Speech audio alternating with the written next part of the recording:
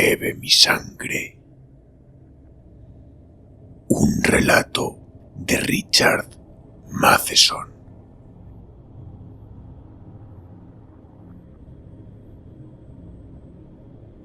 Cuando los vecinos de la manzana se enteraron de la composición que había escrito Jules, decidieron definitivamente que el muchacho estaba loco.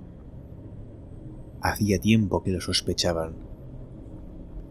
Su mirada inexpresiva hacía estremecer a la gente, y ese modo de hablar, áspero, gutural, no parecía normal en cuerpo tan frágil. La palidez de su piel asustaba a más de una criatura. Parecía colgar suelta sobre la carne. Jules odiaba la luz del sol, y sus ideas resultaban un poco fuera de lugar para la gente que vivía en la misma manzana. Jules quería ser un vampiro. Se tenía por cierto que había nacido en una noche tormentosa, mientras el viento arrancaba los árboles de raíz. Decían que al nacer tenía 3 dientes y que los usó para prenderse al pecho de su madre, sacándole sangre junto con la leche. Decían que al oscurecer ladraba y reía en su cuna, que caminó a los 2 meses y que se sentaba a mirar la luna en las noches claras. Eso decía la gente. Los padres estaban muy preocupados por él. Como era hijo único, repararon de inmediato en sus rarezas. Al principio lo creyeron ciego, pero el médico les dijo que se trataba solo de una mirada vacía. También dijo que Jules, dado el tamaño de su cabeza, podía ser un genio o un idiota. Resultó ser idiota. Hasta los 5 años no pronunció una palabra. Entonces, una noche, al sentarse en la mesa, dijo: muerte.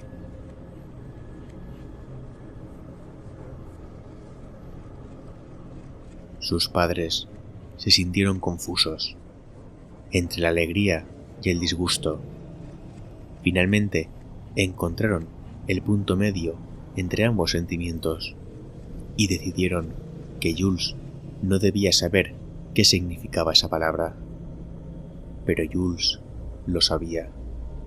A partir de aquella noche, desarrolló un vocabulario tan amplio que cuantos lo conocían quedaban atónitos. No solo aprendía de inmediato cuántos vocablos escuchaba, los que leía en los carteles, en las revistas y en los libros. Además, inventaba sus propias palabras, como sensanoche o matamor. En realidad, eran varias palabras mezcladas y fundidas, y expresaban cosas que Jules sentía, sin que le fuera posible explicarlas con otro vocabulario. Solía sentarse en el porche, mientras los demás niños jugaban a la rayuela o a la pelota. Miraba fijamente la vereda y creaba sus palabras.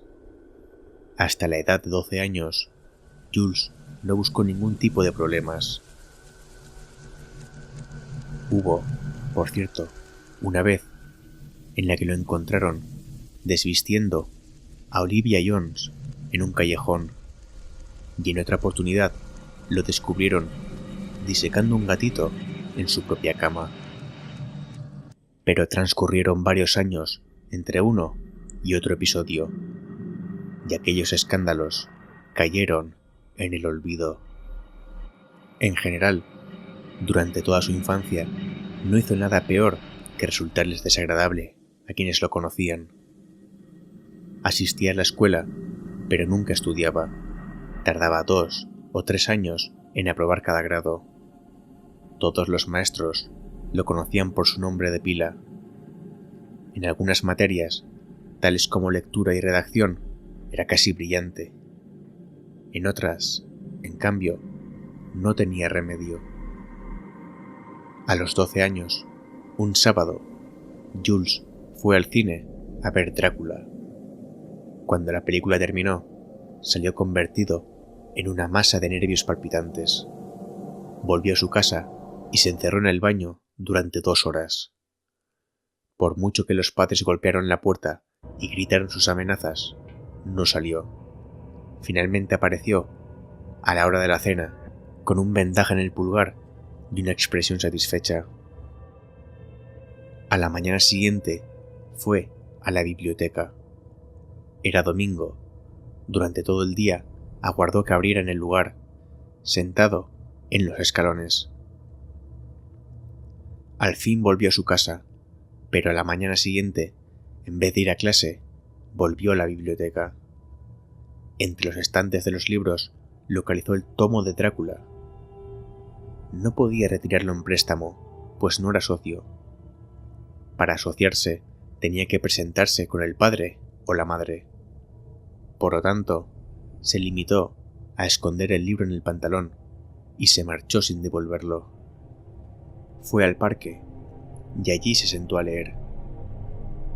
Ya era de noche cuando terminó. Entonces volvió a empezarlo, mientras volvía a casa, leyendo a la luz de las lámparas. Todos los reproches que se le hicieron por haberse saltado la comida y la cena. No oyó una palabra.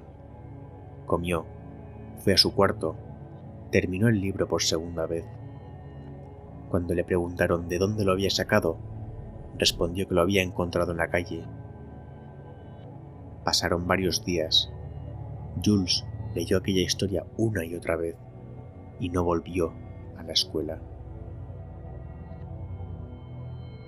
Por las noches, cuando el sueño y el cansancio le vencían, la madre llevaba el libro a la sala para mostrárselo al esposo. Una noche notaron que Jules había subrayado ciertas frases con ideas temblorosas. Los labios estaban rojos de sangre fresca. El surco había corrido por su barbilla, manchando la pureza de su mortaja.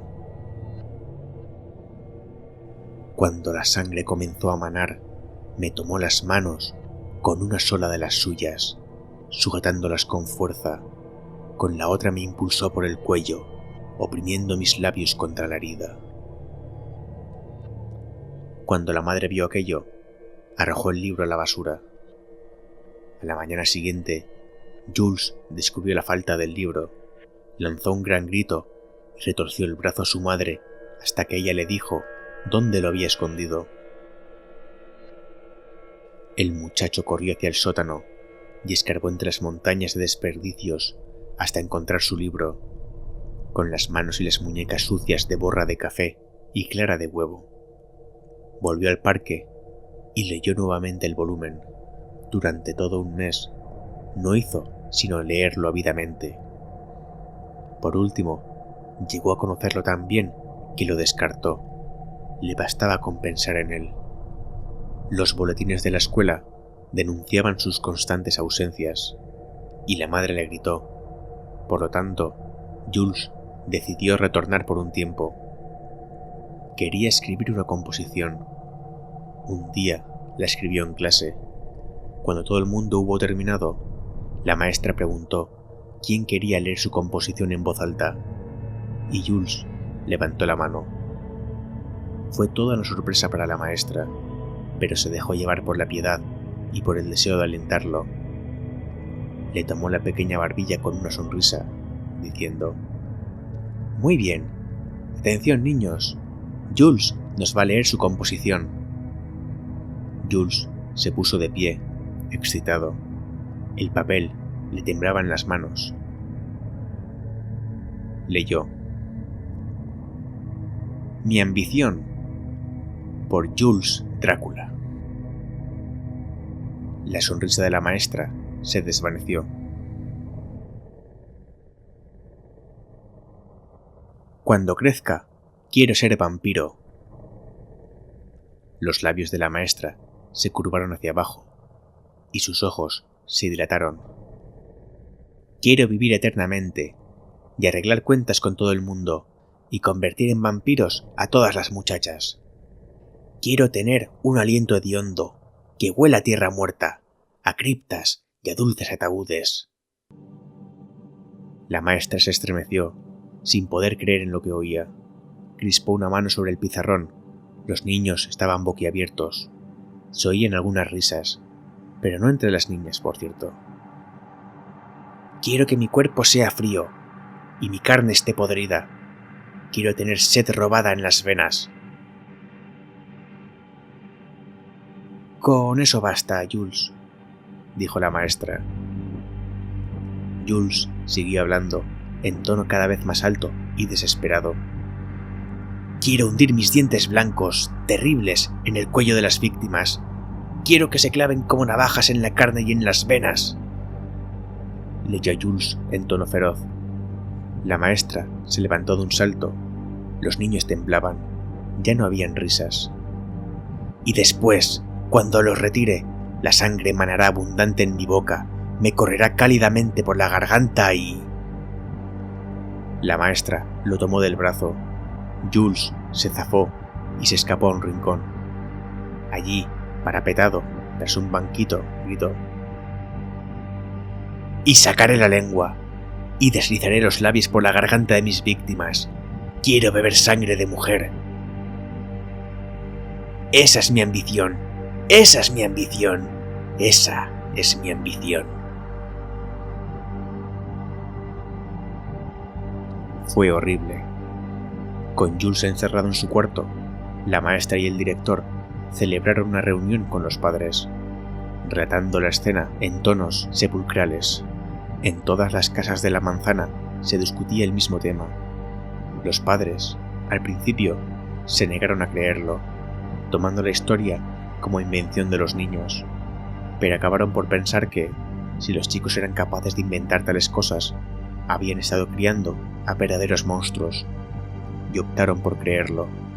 Después de aquel episodio, todos observaban a Jules con mirada de gavilán. Evitaban el contacto con él. Los padres apartaban a sus hijos cuando lo veían aproximarse, y por todas partes corrían leyendas sobre él. Hubo más partes de ausencias escolares.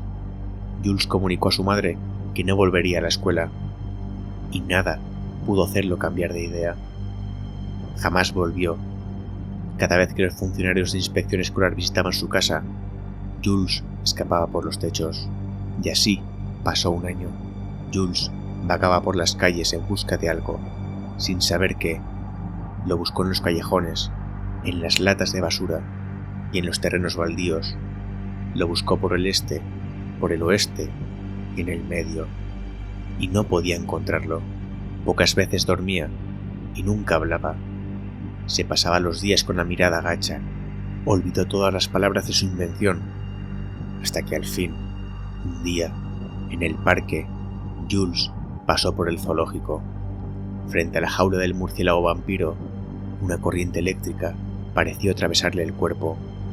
Sus ojos se dilataron y sus dientes descoloridos lucieron una sonrisa. A partir de aquel día, Jules volvió diariamente al zoológico para contemplar al vampiro. Hablaba con él, llamándole conde. En el fondo de su corazón, lo consideraba en verdad como un hombre que había cambiado de forma. Robó otro libro de la biblioteca, donde se describía toda la vida salvaje. Encontró la página donde se hablaba del murciélago vampiro, la arrancó y descartó el resto del libro. Aprendió de memoria aquel trozo. Aprendió cómo hace el murciélago la incisión, cómo lame la sangre, tal como un gatito lame su crema, cómo camina sobre las puntas de sus alas plegadas y sobre las patas traseras, tal como una negra araña velluda, porque la sangre es su único alimento. Pasaron los meses. Jules seguía contemplando al murciélago y hablándole. Se convirtió en el único consuelo de su vida, el símbolo de los sueños hechos realidad. Un día, Jules notó que el tejido de alambre que cubría la jaula se había aflojado en el fondo. Echó una veloz mirada alrededor. Nadie lo miraba. El día estaba nublado y no había mucha gente en el zoológico. Jules tiró del alambre. Se movía un poco.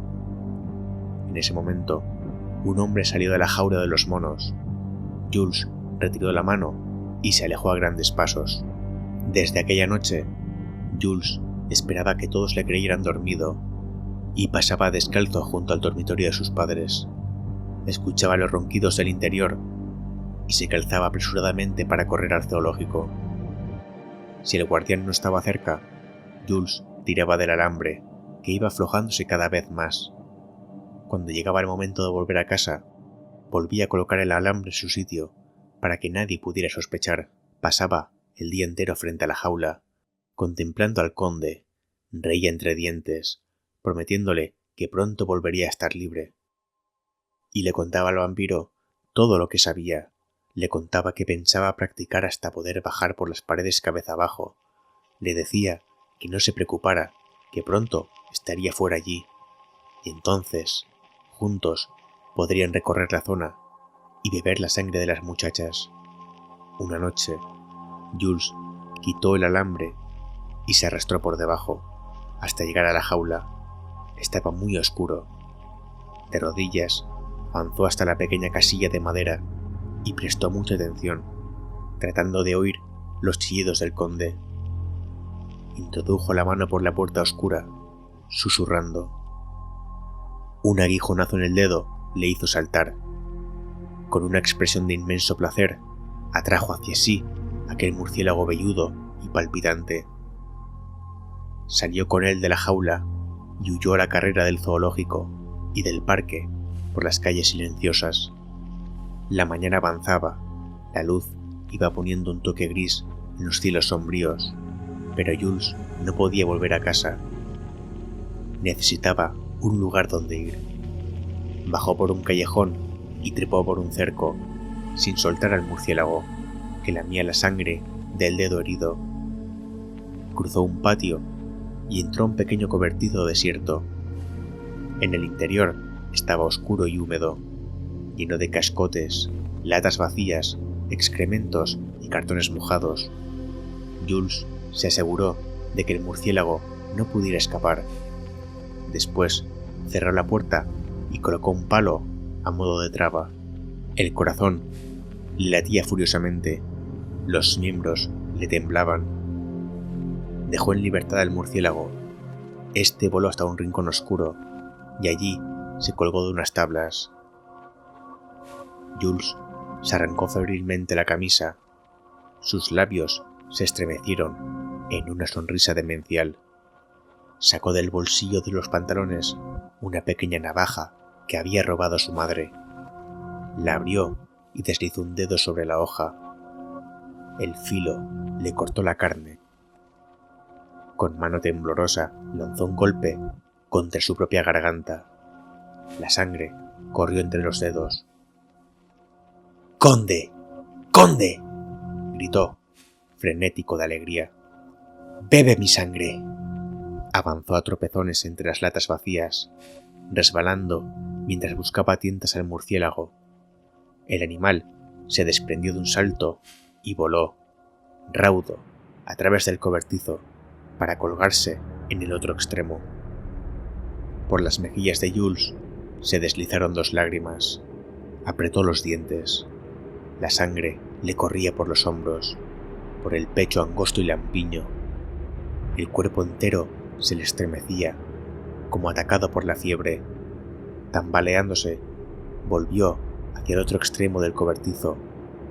Tropezó, y el borde agudo de una lata le abrió un tajo en el costado. Alargó las manos y aferró el cuerpo del murciélago para ponérselo en la garganta. Se dejó caer de espaldas sobre la tierra húmeda y fría y dejó escapar un suspiro.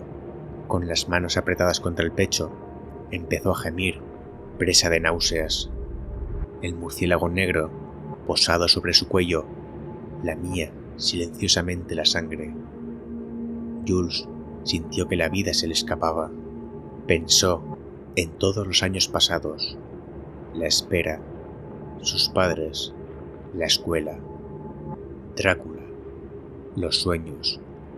Todo acababa allí, en esa gloria repentina.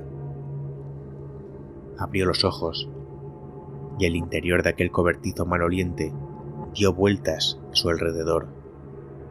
La respiración se le hacía difícil Abrió la boca para aspirar una bocanada de aire, pero le resultó desagradable. Tosió y su cuerpo desnudo se agitó sobre el suelo frío. El cerebro se le iba cubriendo de neblinas, una sobre otra, como velos echados sobre él. De pronto, la mente se le iluminó con una espantosa claridad. Sintió el dolor agudo en el costado, supo que yacía medio desnudo entre los desperdicios, dejando que un murciélago volador le bebiera la sangre. Con un grito ahogado, se irguió, arrancándose del cuello aquel bulto peludo y palpitante, y lo arrojó lejos de sí. El animal volvió, abanicándole el rostro con las alas vibrantes. Jules, con gran esfuerzo, se puso de pie y buscó la salida. Casi no veía. Trató de detener en parte la hemorragia y logró abrir la puerta. Salió al patio oscuro y se dejó caer de boca sobre la hierba alta. Trató de pedir ayuda, pero sus labios no pudieron pronunciar sino un balbuceo ridículo. Oyó el batir de alas. Súbitamente, aquello cesó. Unas manos fuertes lo levantaron con suavidad. Su mirada agonizante se posó en el hombre alto y moreno, cuyos ojos fulguraban como rubíes. «Hijo mío», dijo.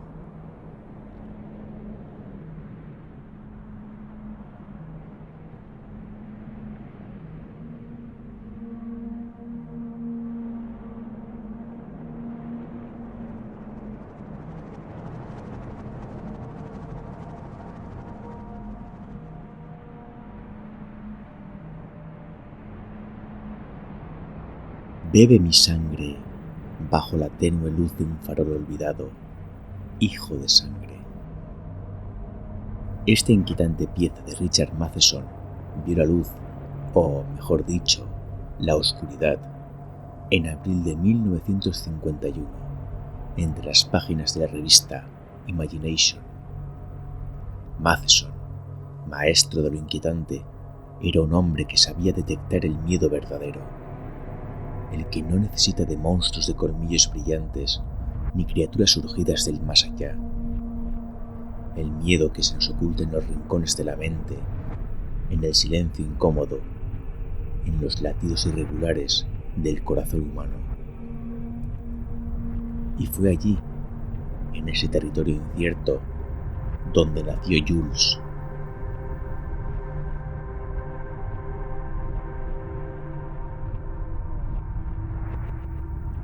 Jules es presentado como un muchacho solitario, de rostro pálido y ojos vacíos. Un niño que nunca aprendió a moverse con soltura entre la sociedad, ni a ocultar sus rarezas bajo el disfraz de la normalidad. Cada gesto, cada mirada desviada, lo separa un poco más del resto, hasta quedar aislado en un mundo propio, habitado solo por su soledad y sus fantasías oscuras. Al llegar a la adolescencia, como si el destino quisiera sellar su camino, un libro cae en sus manos, Drácula, de Bram Stoker. Pero para Jules, ese volumen no representa el terror, sino la esperanza. No teme a los vampiros, los admira y quiere convertirse en uno. Desde ese momento, su propósito es claro.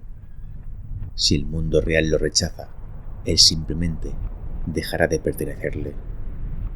Aspira a cruzar ese umbral invisible que separa al humano del monstruo. Y aquí es donde Matheson juega su carta maestra. Nosotros, lectores ingenuos, creemos asistir a la lenta caída de un joven hacia la locura. Creemos ver a un psicópata, a un aspirante asesino, a un imitador trastornado, hasta que el relato, como un cuchillo que gira suavemente en la herida, nos revela la verdad. Jules no necesita ser convertido en vampiro. Él ya es uno. Siempre lo ha sido.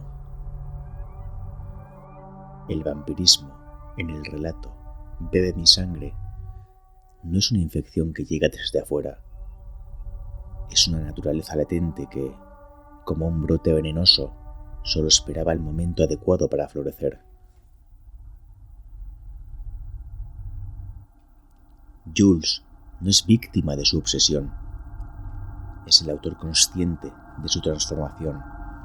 Como un Renfield moderno, su mente ya estaba quebrada mucho antes del primer mordisco simbólico. A no ser que el hombre que levanta a Jules al final no sea más que una alucinación previa a su muerte. Richard Matheson, como narrador de lo invisible, entendía que los verdaderos monstruos no se anuncian con truenos ni relámpagos. Son los silenciosos, los olvidados, aquellos que, en la penumbra, nutren sus propios mitos personales hasta hacerlos realidad.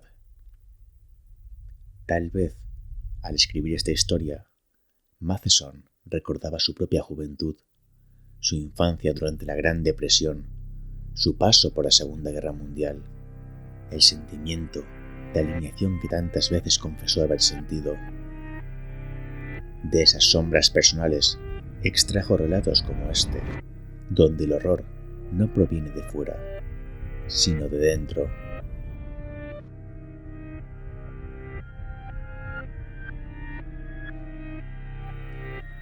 Así que ahora, queridos caminantes de la noche, antes de que apaguen la lámpara y dejen que sus propios sueños tomen las riendas, pregúntense, ¿qué fuerza misteriosa se agita en nuestro interior, esperando la grieta adecuada para liberarse?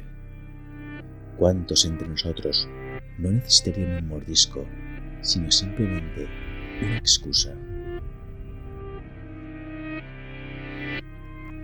Recordad que no toda la sangre que se derrama, ni todos los monstruos que caminan, necesitan colmillos para existir. Recordad que si queréis que narre algún relato o poema, o queréis mandarme vuestras propias creaciones para narrarlas aquí, no dudéis de escribirme un correo electrónico a relatornoctambulo@gmail.com. No olvidéis pasaros por mi cuenta de iVoox y apoyar para seguir trayendo más contenido grotesco y siniestro. Me despido por ahora. Que tengan una buena noche y unos sueños sangrientos. Este relator noctámbulo.